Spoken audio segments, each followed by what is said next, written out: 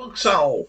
And here we are at book 5 in the series of 100 Great Reads books selected from my library to be exemplars of the kinds of books that I've got in there, and books that have been um, important to me, I guess, really, more than anything else. Um, book 5 is one that I've read many decades ago, and by an author who was once an enfant terrible and now has fallen out of favour, but still one of my favourites. Um, I think he's the author that introduced me or showed me that a novel can be something more than just a story being told. And I think there are so many, um, let's term it, casual readers who think of novels in that way. They want a story. They're not interested in anything else. If it's a good story and engages them and is exciting, or it's mysterious, or it's scary, or it's uh, just entertaining, then that's fine. You don't need anything else. Um, and this author showed me that novels can be way more um, involved, way more uh, significant and intellectual than just telling a story. They're not adult stories like children's stories for bedtime stories. That can be something different. And this author is Martin Amis. Now, perhaps it's because Martin Amis was cool at the time when I could be really impressed by being cool and worshipping cool. Um, but I'd rather think it was because he's such an inventive and smart writer who takes risks and pulls off some some impressive deceits in his writing. I think that's the thing about Martin Amis. And when choosing one of his books to have in this series, I hesitated between The Money, his most famous book, and London Fields, his probably second most famous book. But in the end, I went for this one, for London Fields, which uh, is probably the less celebrated than Money.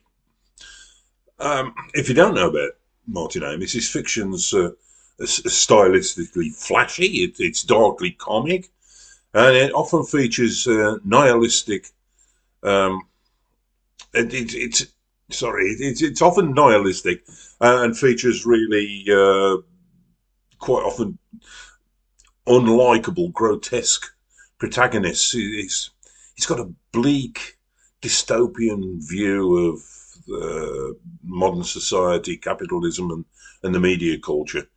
And his satire is so cynical that his critics, I suppose, um, will accuse him of being self-indulgent. Um, and they've debated whether, in reality, he's not really skewering toxic masculinity, but reveling in it. Um, and that latter view, really, I suppose, um, has not been helped by the fact that Amis's tone in his interviews and his media appearances, and he was on the media quite a bit in his day, um, came over as supercilious and quite he had quite a vain public persona. So it was a natural target, for instance, for the feminist movement. Um, but to be honest, his male characters were equally repugnant and as reprehensible as his female characters.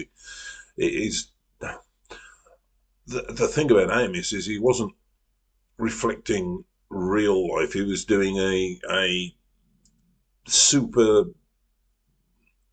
hyper neo, shiny neo look to his characters. They shone in cartoonishly bright colours, I guess is perhaps a way of putting it. An ultra realism rather than a realism. Um, and in my opinion, his hyper stylized novels they're absolute gems, and still stand up today. London Fields, as opposed to Money, I think is more intricate. It's got a deeper metaphysical structure than Money, and it features a writer called it features a writer, a narrator called Samson Young, who becomes a character in the story that he's writing. So that blurs the line between author, narrator, and fiction, and the novel tackles broader and darker themes than Money, such themes as apocalyptic dread, of fate, and of gender power dynamics. The whole book is set against a backdrop of crumbling pre-apocalyptic London. It's I suppose the years 1999, just before the millennium, I would think. It's the London Fields. Has got a feeling of there being social, cultural decay, and social fragmentation into which he's put these three main characters. The first of these is the protagonist, a female character called Nicola Six. She's a 34-year-old clairvoyant and self-described femme fatale who knows that she's going to be murdered. And in the book, she seems to be orchestrating the circumstances of her own death. And she's enigmatic, she's sexually alluring, and she plays mind games with the two male protagonists, very much so. So she's an active, not submissive female character, though not one like all Amos's characters, not one that you go, oh yeah, I'd like to be like her. You know, she's not. It's not an attractive personality that she's got. Even less so, Keith Talent, who's a thug. Essentially, he's a petty criminal, a semi-professional darts player. He's obsessed with pornography, with money, with violence,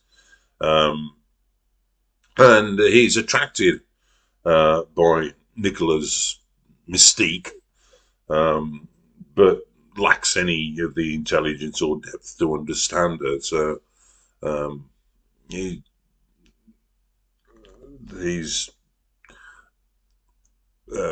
played off as very much a working class but uneducated person who's really gone the wrong way entirely in terms of toxic masculinity. And the foil to him is Guy Clinch, who's an upper middle class banker, hopelessly romantic, is wealthy, sensitive, but emotionally fragile, and to some extent not less mature than either Nicola or Keith in terms of that. He becomes infatuated with Nicola, and he's got this romanticised idea that he's going to come and save her. But really, he misunderstands her motivations entirely. And then overarching all this in the background is the writer of the book, A fourth character, Samson Young. He's narrating the story, but he distorts it, he manipulates it, inserts himself into the story. He's emotionally and morally compromised. He's jealous. He's bitter. He's dying, and he's creatively blocked. All three, Keith, Guy, and Nicola, are filtered through his jaundice and failing perception, and he turns them into literary constructs more than real people. And we can't know, we can't be sure if Nicola really knows her fate, whether Keith is truly capable of murder, or if Guy is as innocent as he seems. And Samson Young turns London Fields from what would have been just a dark love triangle into a meta literary meditation on authorship, on fiction, and on death. He interjects a moral ambiguity into it, a narrative instability and existential dread into what could otherwise have just been a straightforward, stylized noir story plot.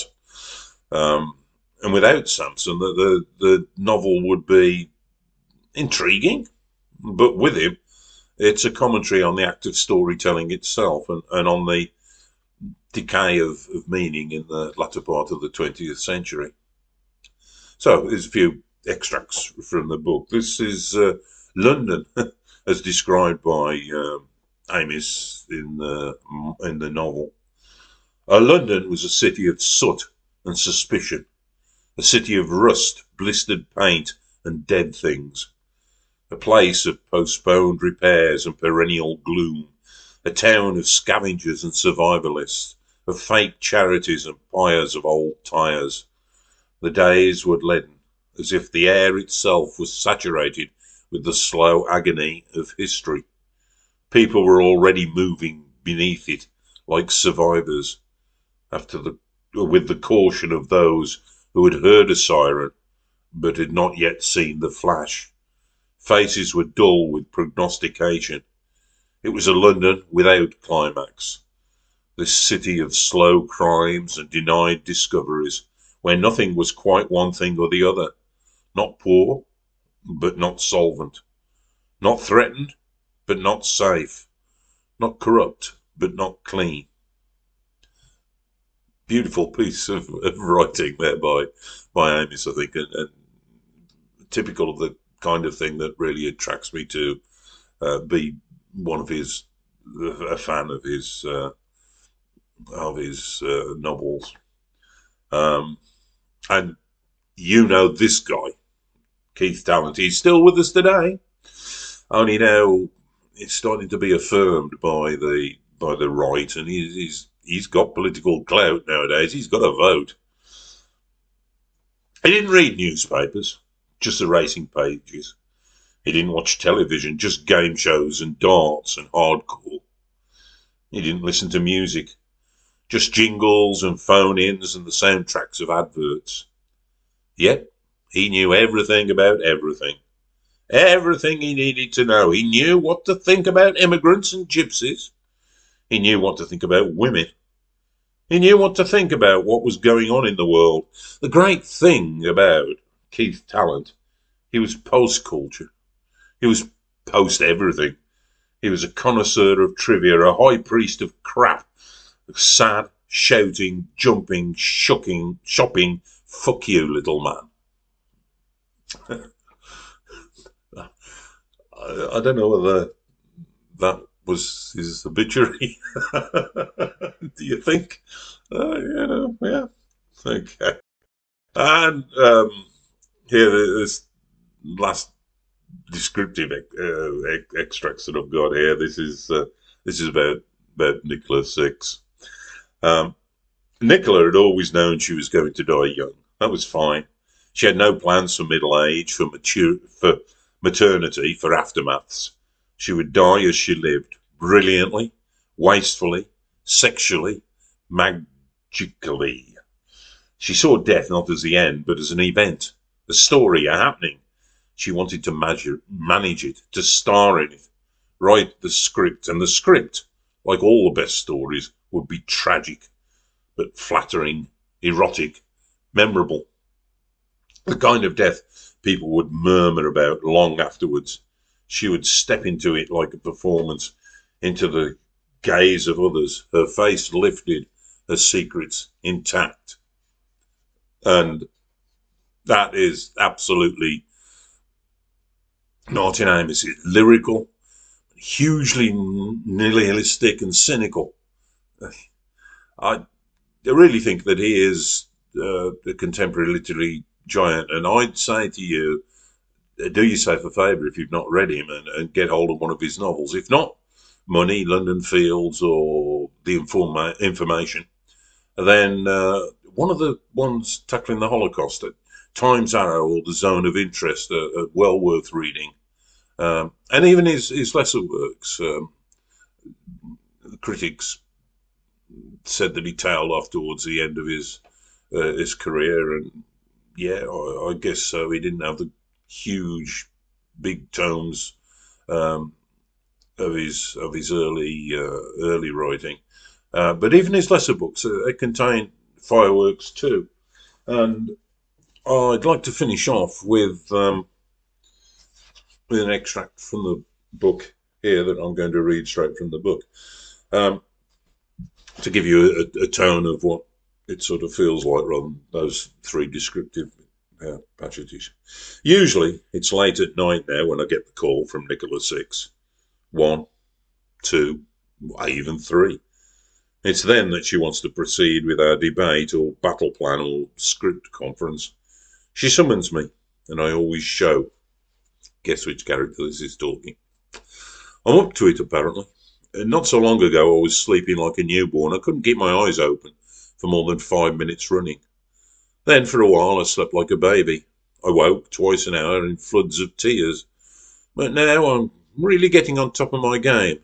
Soon I'll be like some coppery old ascetic in the caves of Ladakh, or like Marmaduke. Marmaduke was Guy Clinch's son. Sleep will be something that I can take or I can leave. With night fear and with the heaviness of fatigue indefinitely postponed, I get out there. It's my job. 3 nights ago, or 3 dawns ago, as I was girding myself for chapter 9, I got the call around 2:30 and went straight over in the car. She took my coat and hat with a humorous expression on her face. She was dressed up, black velvet, and drinking champagne, one of her private parties. I sat down and I ran a hand over my face, and she asked how I was, and I told her I was good.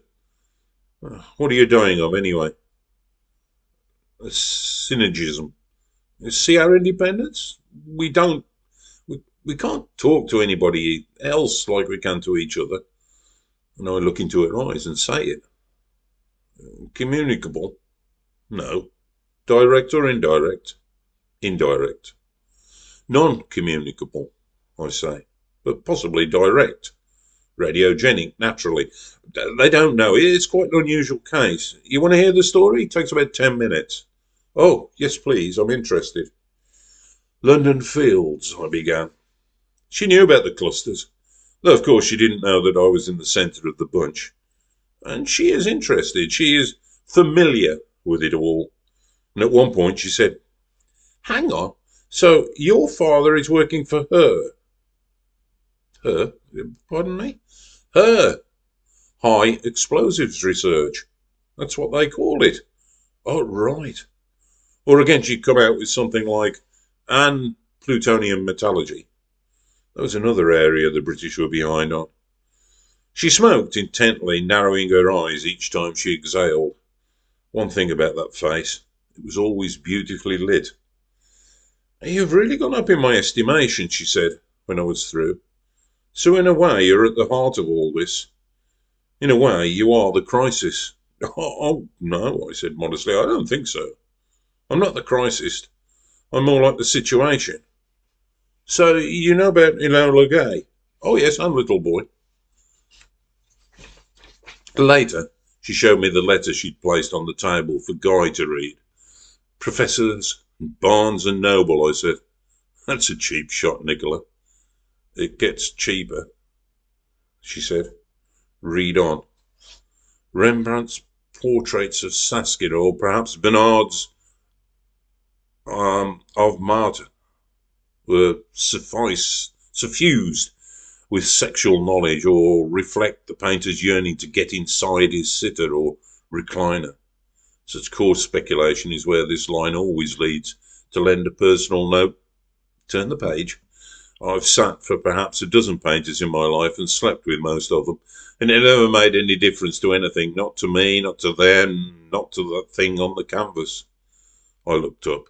She shrugged one shoulder. I said, I wish you wouldn't take these unnecessary risks. It's very imprudent, what with you being a virgin and all. Still, I take my hat off to your confidence. Hey, you just knew Guy wouldn't turn the page.